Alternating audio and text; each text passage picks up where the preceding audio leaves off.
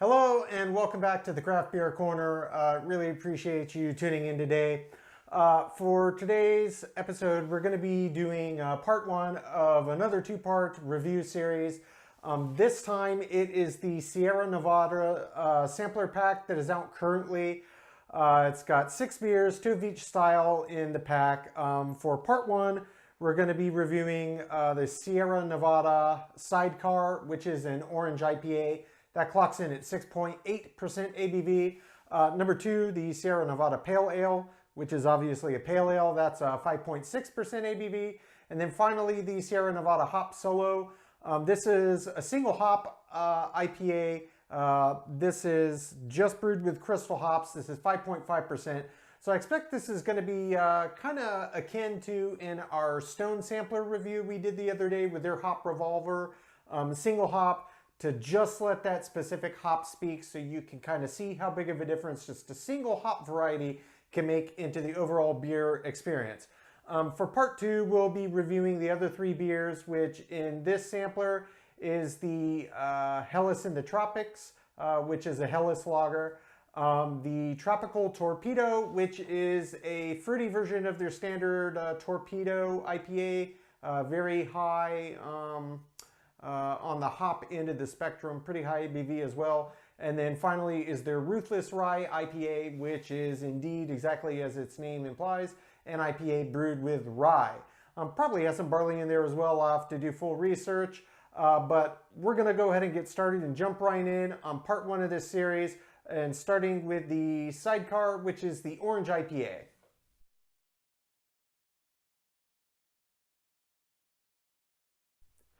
Okay, so the very first beer that we have that we're going to review here in part 1 of our Sierra Nevada sampler pack review is the Sidecar Orange IPA. Again, this is 6.8% ABV. So let's go ahead and get down and dirty, get this in the glass. See what magic unfolds here. Gonna do my best as always to pour this well. I do not profess to be an expert. I never worked as a bartender or a barback or a beer tender, but that'll get the job done. Oh, that's very lovely. It's got a nice, you can see a slightly orange hue to it in tandem with the beautiful gold. Very effervescent. Has a nice classic IPA head on there. Nice tight bubbles. I could have poured it a little more vigorously down the middle of the glass to really let the head expand, but this is going to be good for my purposes because I don't have to wait for it to settle. I can dive right in. Yeah, you can absolutely smell the orange in this beer, but it also smells like a classic Sierra Nevada. They are one of the quintessential West Coast IPA brewers for my money. Big, bold, and they often use hops that very big with the pine and the tar and the kind of resin character and quality to them. For instance, their standard Torpedo uses a boatload of Magnum hops, and it just is so tarry and resiny and piney, and it just speaks to the beer. It's very indicative of that style. This smells very much like that, only with orange added. So let's go ahead and give this a sip and see what this is about.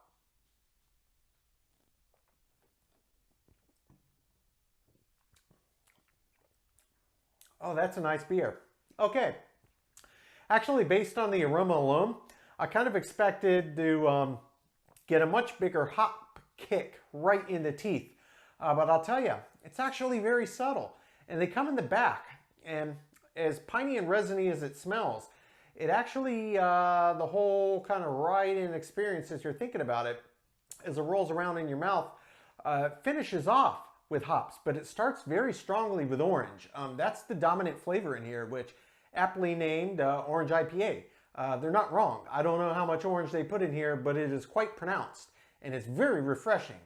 But instead of that classic Sierra Nevada piney, resinous, tarry character to the hop, it actually has a nice earthy hop finish, which honestly, pairing with orange is probably a really good call in their recipe for this beer. Pine and tar and resin mixed with orange, I'm not sure how well that would go. I am, again, admittedly a professed hop head. I'll take it any way I can get it, and I am a particular fan of the big, sticky, resinous, tarry IPA varieties, hop varieties in IPAs rather, from the West Coast in particular. But especially pairing with the orange in this, a nice earthy hop is really, really well done. It makes for a very nice ride across the beer, and nothing sticks out funny. It pairs very, very beautifully with this. Body-wise, it's got a 6.8 as you'd expect. It's got a nice body to it. It's got a really nice silky mouthfeel too. Yeah, I mean, plenty of fermentables in there. Nice thick body, really sticks to the mouth. Yeah, and again, just get that nice orange. It's so bright, and it's, even though it's not sweet, it's an IPA, there's so much orange, and I guess my brain just associates that flavor, say, with biting into a fresh orange or a glass of orange juice. And it says sweet in my head, even though there's nothing sweet about this beer. It's an IPA. It's not pungently bitter, but there's no doubt about it, it's an IPA. We'll come back at the end and get this the full rating, as we always do. But for now, let's go ahead and move on to our second beer, which is the classic Sierra Nevada Pale Ale. That one at 5.6% ABV.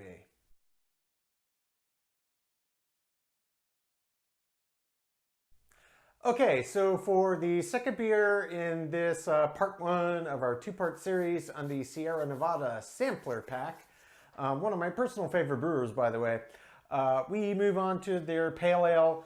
This is the quintessential classic Sierra Nevada beer. Anybody that doesn't really drink Sierra Nevada or doesn't really know them, they still know this beer. This is kind of the king of the Pale Ales. This one everybody knows. You can find this on taps most anywhere, even crummy little dive bars.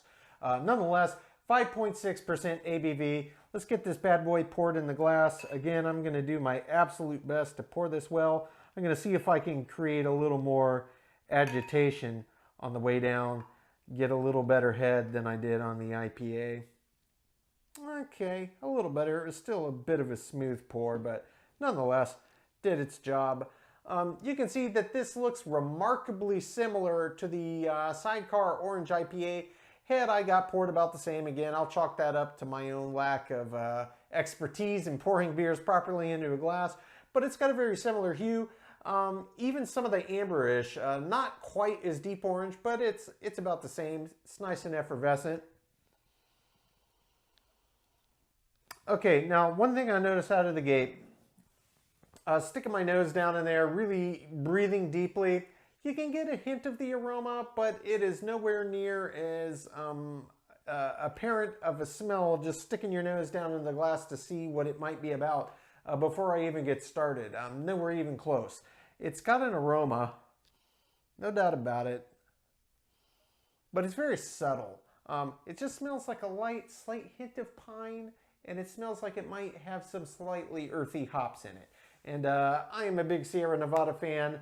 They are one of my absolute favorite brewers in the world, admittedly, and I have had this beer many, many times. I do enjoy it, but let's go ahead and be fair. We're going to give all of these a fair shake and look at it through a brand new lens. So let's have that sip, that all-important first sip.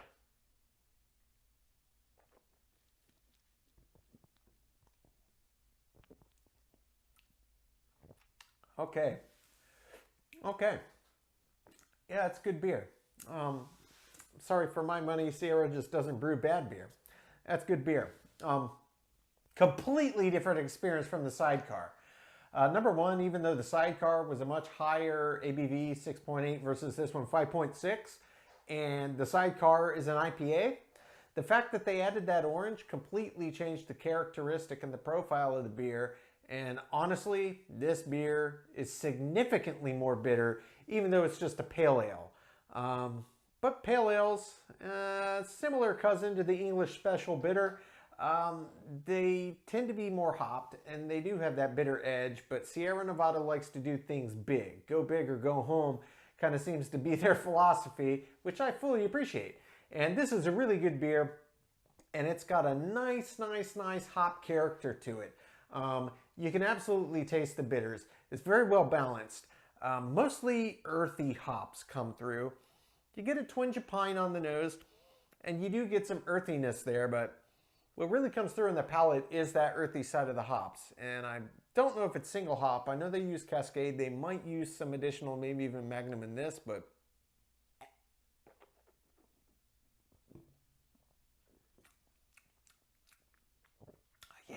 just good beer. It's just good beer.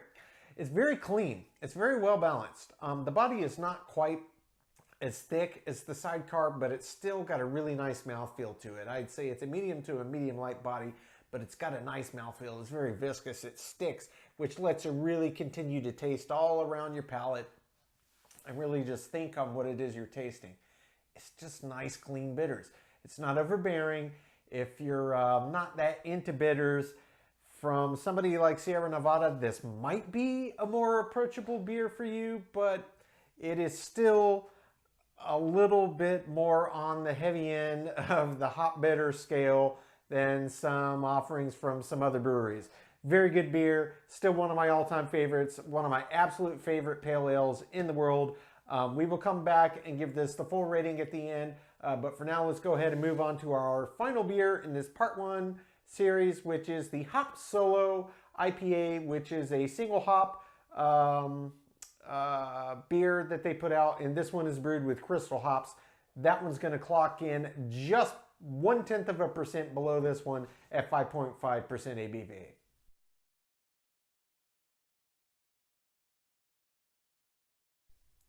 Okay, for the final beer in part 1 of our Sierra Nevada sampler pack review here, we have the Hop Solo, which this is, again, similar to the Stone review we did a few episodes ago. It's a single hop IPA, which is a really great concept. This one specifically is a crystal hop variety, and it allows you to experience a beer without overloading it with different ingredients. And hops, obviously, you can add any assortment and any number and volume that you do, but when you have just a single hop on a very clean recipe otherwise, you really get to experience a beer and taste exactly how that malt bill comes through with just a single specific hop. So this one is using the crystal hop. This clocks in, again, just 0.1% lower than their pale ale, so 5.5 on this one. But it ought to be a nice, clean, just honest beer. That's rather what I'm expecting. So I'm going to do my best to pour this well. We'll get it right in the glass. And I am also going to try to intentionally agitate this just a little more down the middle, just a little more heavy hand. See if I can get that head to develop a bit better than on the first 2 pours. That's it. Okay, so for this glass, I need to go a little quicker than half and just really let it have it in the middle. That is a textbook, picture-perfect, beautiful head. This actually looks very similar to the other two. I would actually say it looks just a bit closer to the Sidecar. Maybe it's kind of between the two, but it has a little more orangey hue to it. Not quite as ambery. It's not as dark as the pale ale, actually, but it has a bit more of an orange hue. I'm not sure if you can pick that up on the camera or not. But yeah, it's a very lovely beer. Clearly, it's quite effervescent. You can see it in there. It's not a hazy IPA, but it is a little hard to see through. It is translucent, but my cold beer into my glass here. Again, I aim for British cellar temperature. I just guessed on this one. I'm not going to lie. I didn't actually pull out my digital thermometer, which I typically do. I think it's going to be close, but let's give it a sniff. Okay, this has a much more pronounced aroma than the pale ale. I'd say it actually smells on the nose. What I'm getting, it's not completely dissimilar to the Sidecar. It does actually smell quite a bit like orange, but there's no orange in this at all. So that's probably being parted from the crystal hop. You do get it in actually maybe a bit of pineapple, orange and pineapple on the nose, and just a twinge of pine in the background. It doesn't smell earthy at all. So let's go ahead and give this a sip. The head's already settled a bit, but it's still got a nice thick bit sticking to the side of the glass. You can see it as I roll around and look that way. You can kind of see it there. But let's give this a sip, see how this is.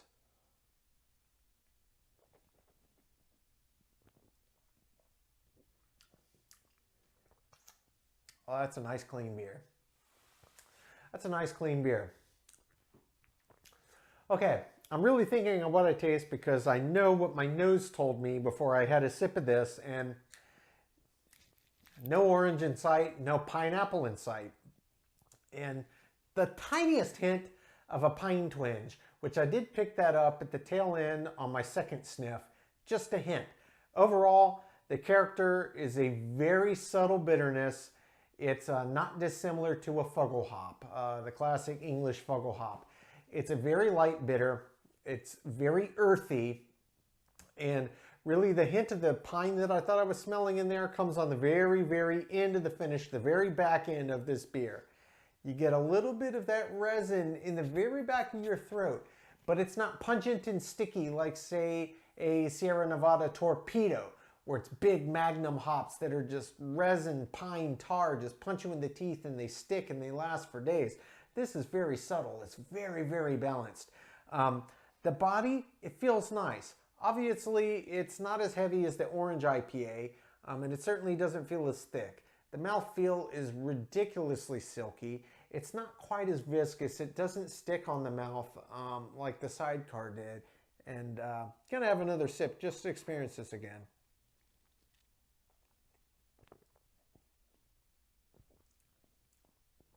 Yeah, that's lovely. It's a lovely beer. It's got a nice, beautiful medium body. Just as you expect with a 5.5. Plenty of fermentables, but it doesn't overpower. And the mouthfeel, again, it's nice and light, and you could almost say it's delicate.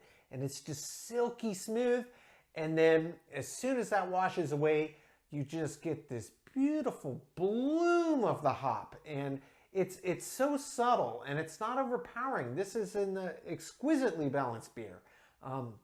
This is anybody, I could recommend this to anybody that's just getting into IPAs. Like, they can appreciate bitters, but some are just a little too intense. This is not too intense. And I am a self-proclaimed hop head. I love them. I love IPAs. I love the bitters. The bigger, the bolder, the more pungent, the better. But there's something that is just beautiful about the artistry of the perfect balance of ingredients in the perfect amount. And this is a true winner in that regard.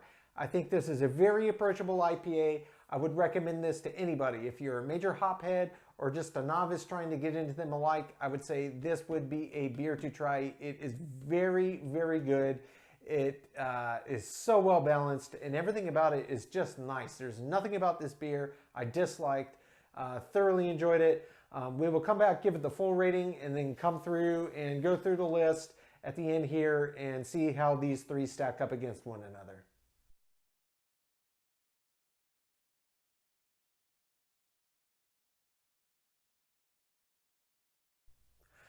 Okay, now that we have gone through all these beers individually, given our initial thoughts, let's go ahead and get through the rankings. As always, this is on our 100-point scale, 100 being the highest, 10 separate categories with a max of 10 points per category. To start with the Sierra Nevada Sidecar, this again is the Orange IPA, 6.8% ABV. For the aroma, it was really big, really orange. You could smell the hops as well. This is well above average, 8 out of 10. The taste, above average, 7 out of 10. Same for the body, 7 out of 10. The mouthfeel, again, 7 out of 10. Very consistent, this beer. The finish was 7 out of 10 as well. The head and the retention, this was above average, very indicative of the style, 7 out of 10, even with my lackluster pour. The appearance, I gave this an 8 out of 10, same as the aroma. The appearance was really nice. It had this beautiful amber orange hue to it. It was just a beautiful looking IPA. Overall, very well balanced beer, above average, 7 out of 10. The feeling in the intangible category, this is the one that, is very subjective. This one, even though this beer had so much to offer, for me personally, how did it make me feel while I was experiencing it? Even though it was well above average, I just gave it just slightly. It's on the high end of average, on the low end of above. I gave it 6 out of 10. Finally, as an example of the style, again, above average, I gave it a 7 out of 10. That brings the grand total on Sidecar to a 71 out of 100. Moving on to the Sierra Nevada Pale Ale. This was 5.6% ABV. Try to center the label for you there.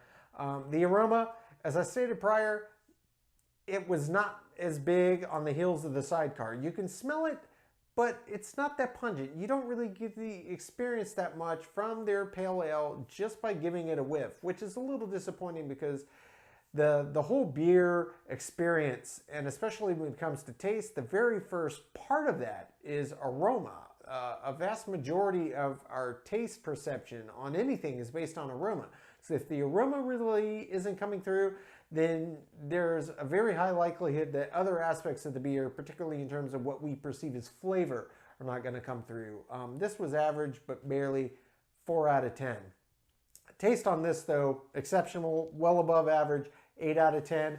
The body was okay, a little lower ABV than the Sidecar, 6.8 versus 5.6 for the pale ale. So if you're fermentables, it's not typically going to have as robust of a body, but it was on the high end of average. I gave it a 6 out of 10.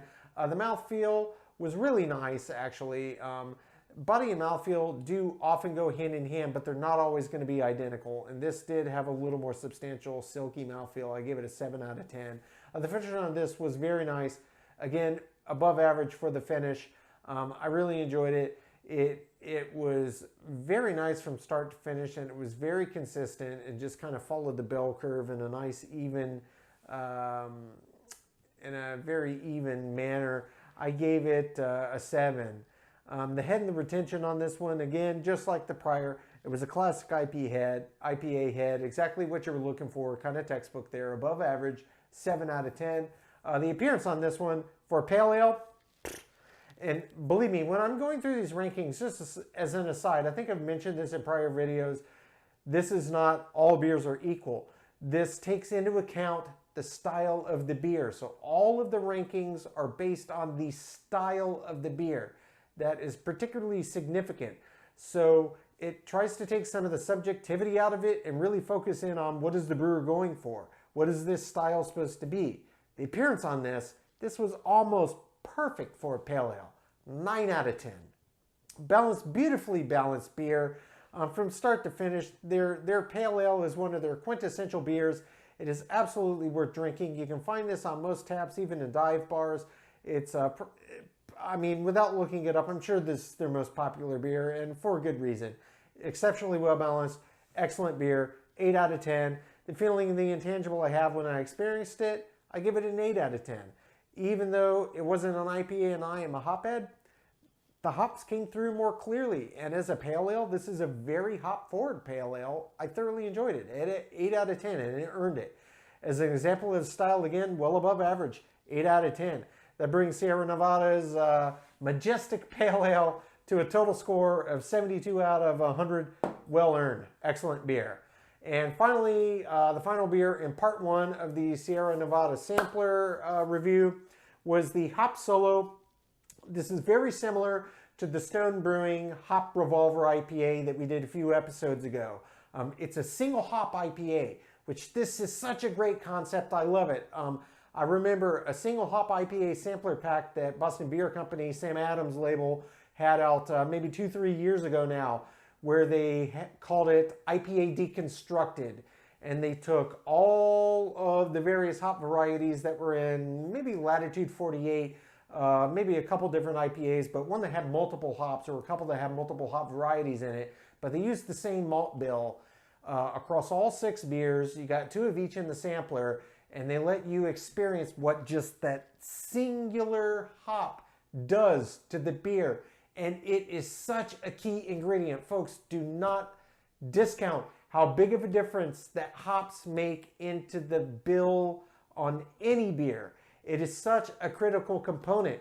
Beer at its core, water, malted barley, yeast, hops, that's it. Everything else is adjunct. In fact, in Germany, they still prescribe to the Deutsches Reinheitsgebot, which is the oldest existing law that still is on the books. It's hundreds of years. It's the German beer purity law. Still to this day, they do not get to experiment with their beers like Americans can. They cannot add rice. They cannot add corn. They cannot add fruit.